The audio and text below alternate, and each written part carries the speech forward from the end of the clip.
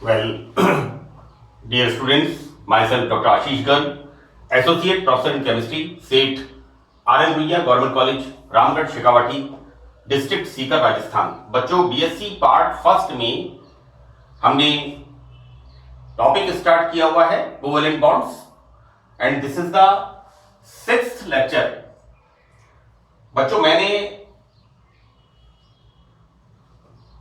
Previous lecture part 5th में resonance के बारे में डिस्कस किया था कि किस प्रकार यौगिक जो सहसंयोजक बंध बनाते हैं ये कोवेलेंट बॉन्ड्स रेजोनेंस के द्वारा स्टेबल होते हैं। हमने यौगिकों की बच्चों मैंने रेजोनेंस के बारे में बताया था कि जब किसी यौगिक के सभी गुणों को हम एक संरचनाओं के द्वारा नहीं समझा सकते हैं और उसकी भिन्न संरचनाओं के द्वारा समझाते हैं, तो ये जो अलग अलग संरचनाएं होती हैं इन्हें हम कहते हैं अनुनादी संरचनाएं, रेजोनेटिंग स्ट्रक्चर्स।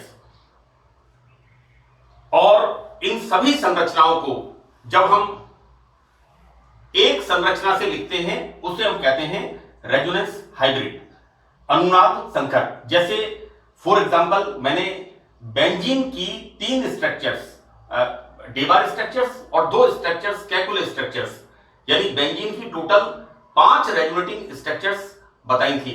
वैसे मैं आपको बता दूं कि कॉमनली हम बेंजीन की केकुले स्ट्रक्चर्स को ही मान्यता देके पढ़ते हैं, लेकिन जब रेजोनेंस की बात आती है तो हम उसमें डेबार संरचनाओं का भी अध्ययन करते हैं। तो बच्चों, बेंजीन की 5 संरचनाओं को हमने बताया था एक स्ट्रक्चर से। इस तरह का स्ट्रक्चर था,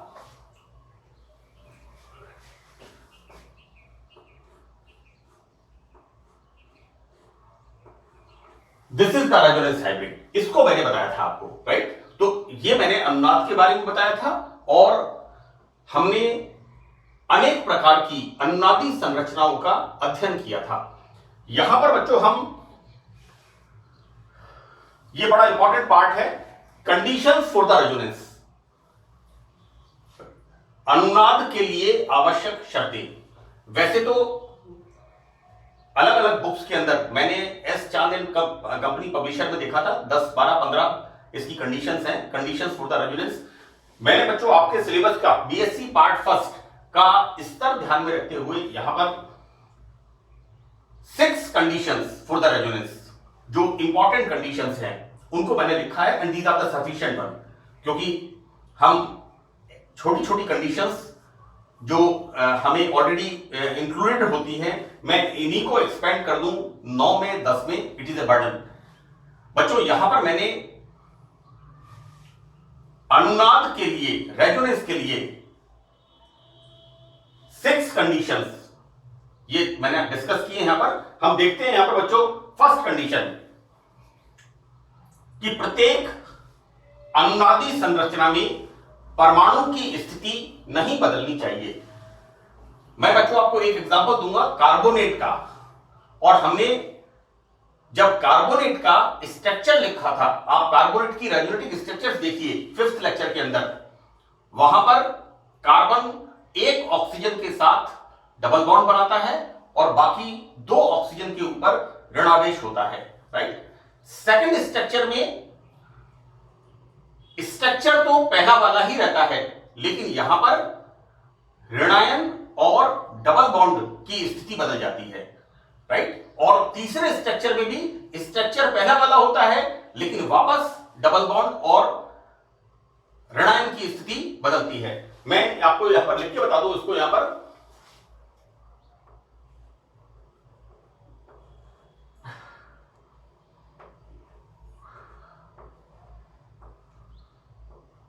this is the one structure, right. Second structure में हमने लिखा था इसको इस तरह से,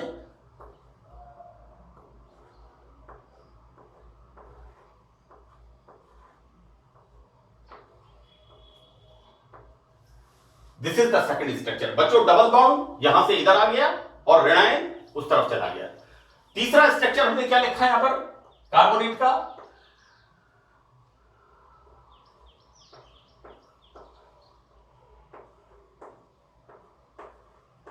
this is the third structure, right. यानी जो पहली कंडीशन है, ये मैंने आपको एक एग्जांपल दिया है कार्बोनेट का।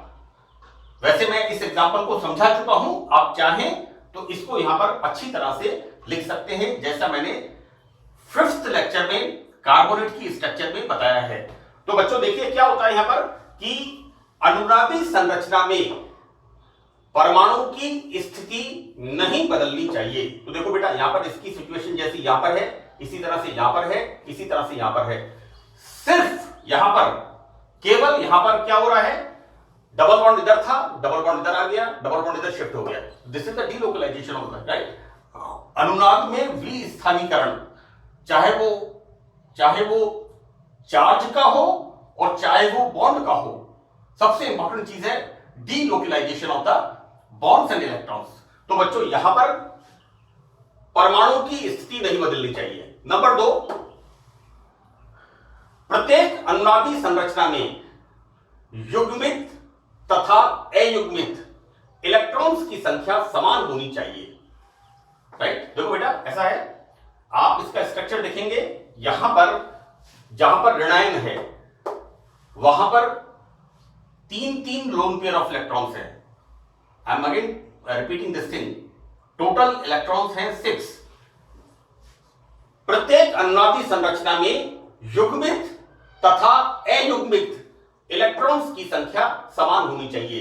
ये जो बात मैंने आपसे कही है कि प्रत्येक ऑक्सीजन के ऊपर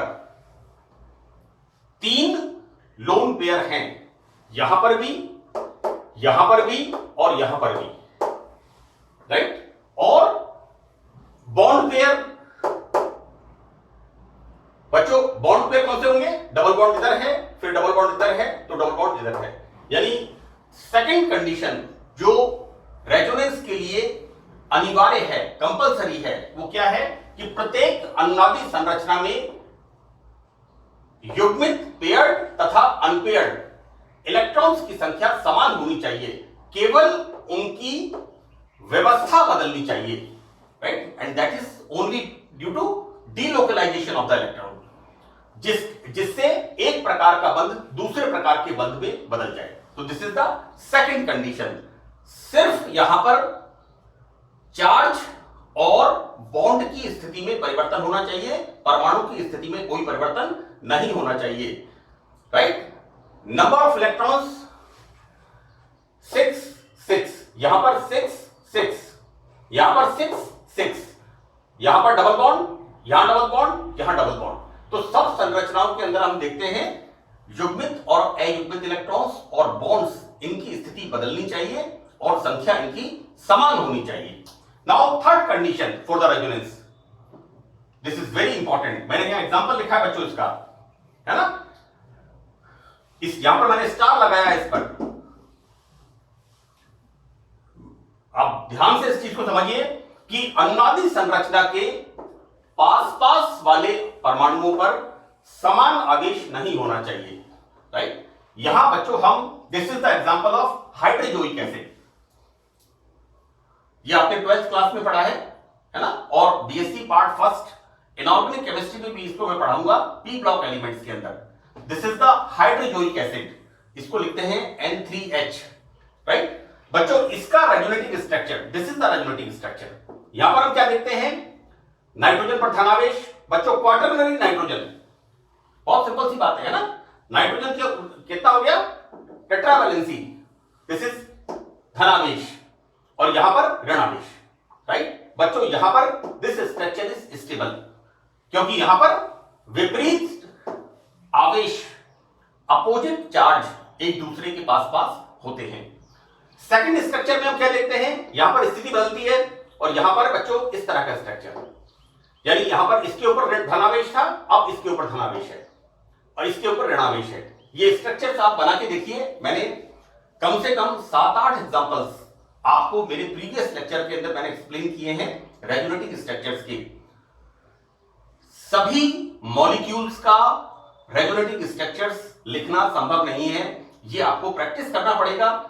मैं यहां पर आपको एक एग्जांपल बता रहा हूं कि यहां पर हम देखते क्या है, पहले वाले में इस नाइट्रोजन पर धनावेश था, दूसरे वाले में इस नाइट्रोजन पर धनावेश है। राइट, एंड इस पर ऋणावेश था, अब इस पर ऋणावेश है। नाउ बच्चों अगेन दो लोन पेयर ऑफ इलेक्ट्रॉन्स, यहां पर भी बच्चों देखिए दो lone pair of electrons, right. तीसरे स्ट्रक्चर में बच्चों देखिए तीसरे स्ट्रक्चर को मैंने लिखा है, it is a theoretical part, it's a theoretical part, यानी यहां पर इस तरह का स्ट्रक्चर कि दो नाइट्रोजन के ऊपर धन आवेश। तो बच्चों मैं आपको एक बात बता दूं कि यहां संरचना थर्ड का अनुदान में कोई योगदान नहीं है, क्योंकि यहां पर ऊर्जा बढ़ जाएगी। देखो बेटा, जो मैंने आपको बताया ना, this is the poor man and this is the rich man, bonding is okay. अब अगर दो ऋणायन पास होंगे, दो अमीर आदमी पास होंगे, तो उनमें जरूरत किसी को नहीं है। ऐसी स्थिति में क्या होगा, ऊर्जा बढ़ जाएगी, ईगो प्रॉब्लम। यहां पर क्या हो रहा है, दो गरीब व्यक्ति, राइट, यहां पर दो इलेक्ट्रॉन न्यून, तो यहां पर भी अनस्टेबल होगा, अस्थायी होगा, राइट। तो बच्चों यहां पर जैसा मैंने लिखा है कि अनुनादी संरचना के पास वाले परमाणुओं पर समान आवेश नहीं होने चाहिए। तो आप रेजोनेटिंग स्ट्रक्चर लिखते समय इस बात का ध्यान रखें कि जो पास वाले परमाणु हैं उनके ऊपर समान आवेश नहीं हो, क्योंकि ऐसी संरचना अस्थायी होगी।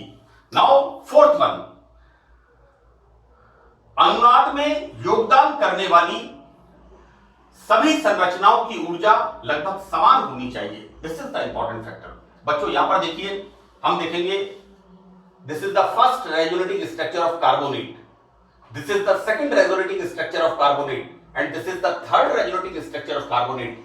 यहां पर हम क्या देखते हैं, परमाणुओं की व्यवस्था तीनों में समान है, परमाणुओं के ऊपर आवेश तीनों में समान है, और ये जो परमाणु हैं दोनों, इनके ऊपर इसके ऊपर लोन पेयर ऑफ इलेक्ट्रॉन्स भी समान है।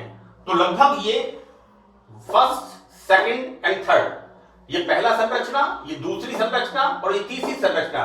तो बच्चों यहां पर अनुनाद में योगदान करने वाली संरचनाओं की ऊर्जा भी लगभग समान होनी चाहिए, राइट। नाउ फिफ्थ वन, पांचवा देखते हैं हम कि अनुनादी संरचनाएं ऐसी होनी चाहिए जिनमें धन विद्युतीय परमाणु पर धनावेश, धन विद्युतीय जो लेस इलेक्ट्रोनेगेटिव है, जिसमें इलेक्ट्रॉन त्यागने की प्रवृत्ति है। तो बच्चों यहां पर इलेक्ट्रोपॉजिटिव एलिमेंट पर धनावेश और इलेक्ट्रोनेगेटिव एलिमेंट पर ऋणावेश होना चाहिए। ऐसा नहीं हो कि हम ऐसी अनुनादी संरचना लिखें जिसमें फ्लोरीन के ऊपर पॉजिटिव चार्ज आ जाए, नॉट पॉसिबल, राइट। तो रेजोनेटिंग स्ट्रक्चर लिखते समय आपको ध्यान रखना है कि अगर कोई एलिमेंट बहुत ज्यादा इलेक्ट्रोनेगेटिव है मॉलिक्यूल में, तो उसके ऊपर धनावेश नहीं आना चाहिए। तो this is again a very important condition कि अनुनादी संरचनाएं इस प्रकार की होनी चाहिए जिसमें धन विद्युतीय तत्व पर धनावेश, बच्चों इलेक्ट्रोपॉजिटिव एलिमेंट पर पॉजिटिव चार्ज, राइट, एवं ऋण विद्युतीय तत्व पर ऋणावेश होना चाहिए, ठीक है। छठी संरचना क्या होनी चाहिए कि ऐसी संरचनाएं अधिक होनी चाहिए जिनमें सहसंयोजक बंधों की संख्या ज्यादा हो, क्योंकि हम रेजोनेंस का कंसेप्ट किस बॉन्ड के लिए बता रहे हैं, कोवेलेंट बॉन्ड के लिए, कोवेलेंट कंपाउंड्स के लिए। इसलिए यहां पर सबसे इंपॉर्टेंट चीज है कि रेजोनेटिंग स्ट्रक्चर लिखते समय जितने ज्यादा सहसंयोजक बंध हो वो स्ट्रक्चर्स स्टेबल होंगे। तो बच्चों these are the 6 conditions for the resonance, ये अनुनाद के लिए अनिवार्य शर्तें हैं। अब बच्चों यहां पर हम स्टार्ट करते हैं।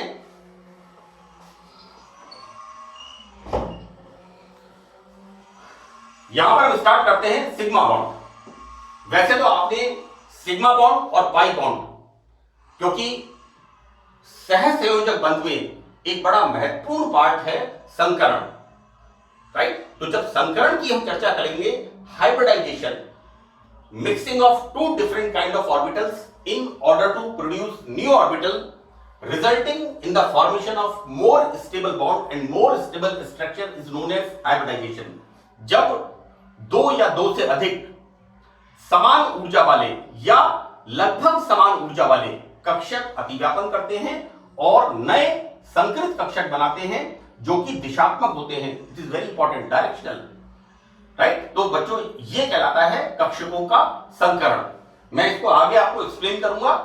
यहां पर हम पढ़ते हैं सिग्मा बॉन्ड. बच्चों सिग्मा बॉन्ड में क्या होता है, मैंने यहां पर लिखा है head to head overlapping on same axis, सम अक्षीय अतिव्यापन.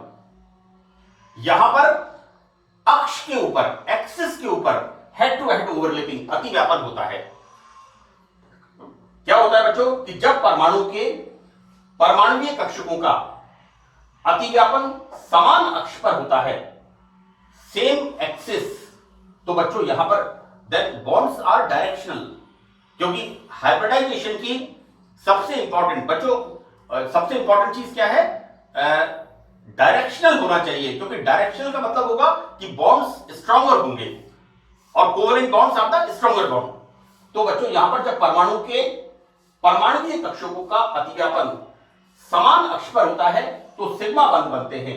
इस प्रकार ओवरलैपिंग होने पर सिग्मा बॉन्ड प्रबल होते हैं. बच्चों this is the coaxial overlapping. Axis के ऊपर जो कोलिजन जो होती है, एक्सिस के ऊपर जब कक्षक मिलते हैं, दिस इज द कोएक्सियल, सम अक्षीय, इसको हिंदी में कहते हैं सम अक्षीय अतिव्यापन. सम अक्षीय अतिव्यापन, कोएक्सियल ओवरलैपिंग. अब हम यहां पर देखते हैं बच्चों विभिन्न प्रकार के कक्षकों का, that is S S overlapping.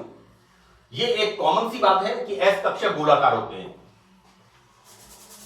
यहां पर एस कक्षक जो होते हैं वो कैसे होते हैं, गोलाकार.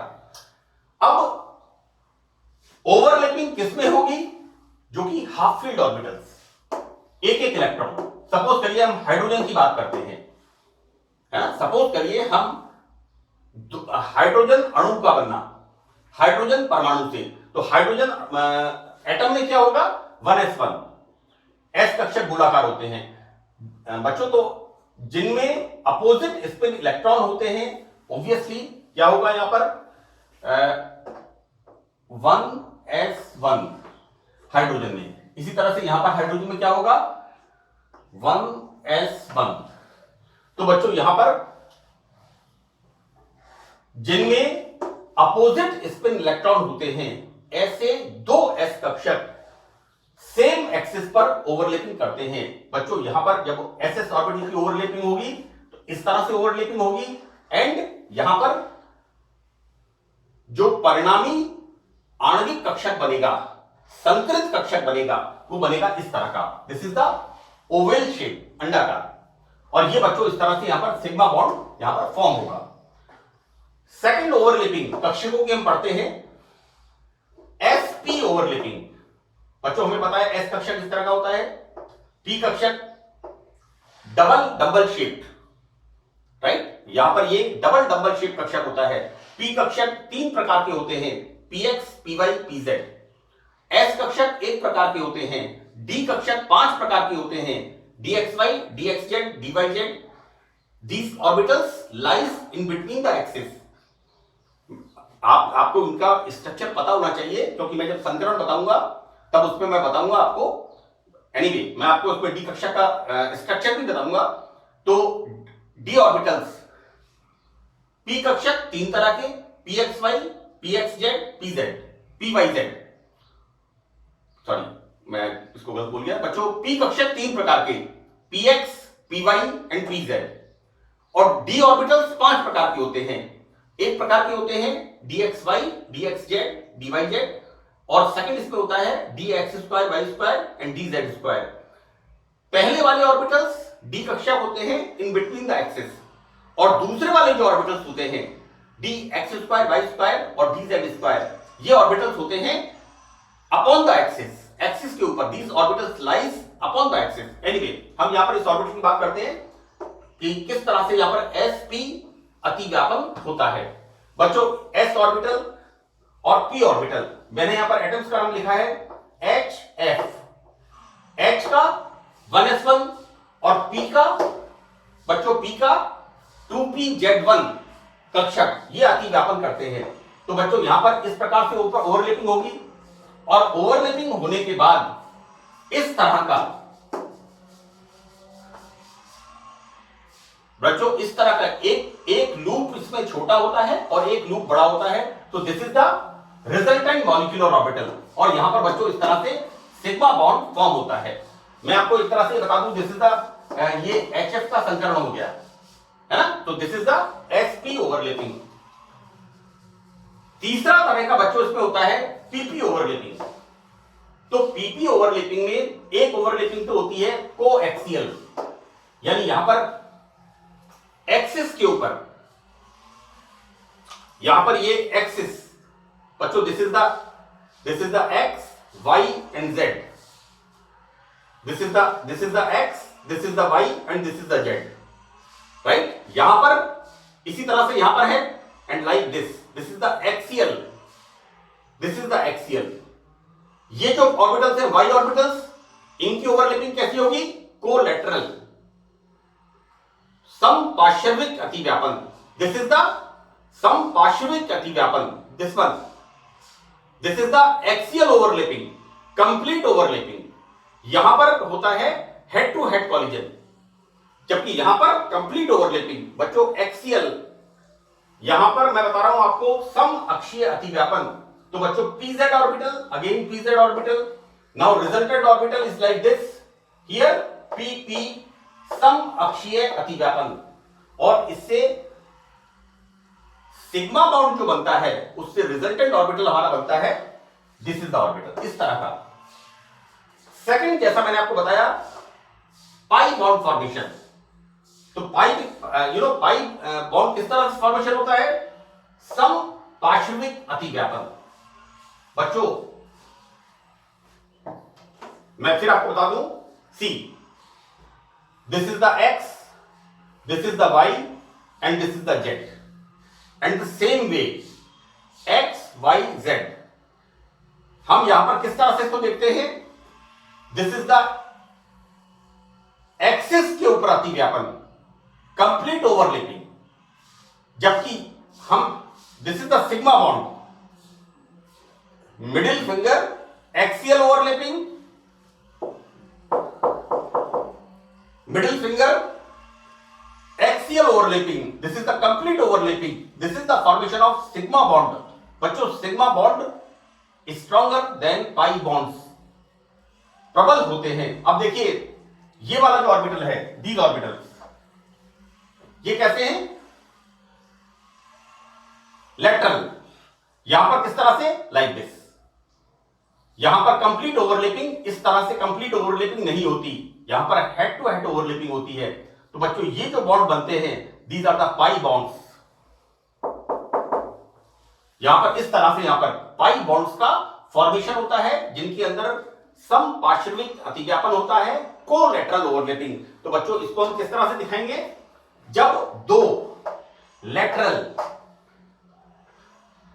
p ऑर्बिटल्स ओवरलैपिंग करते हैं तो यहां पर इस तरह से पाई बॉन्ड का फॉर्मेशन होता है।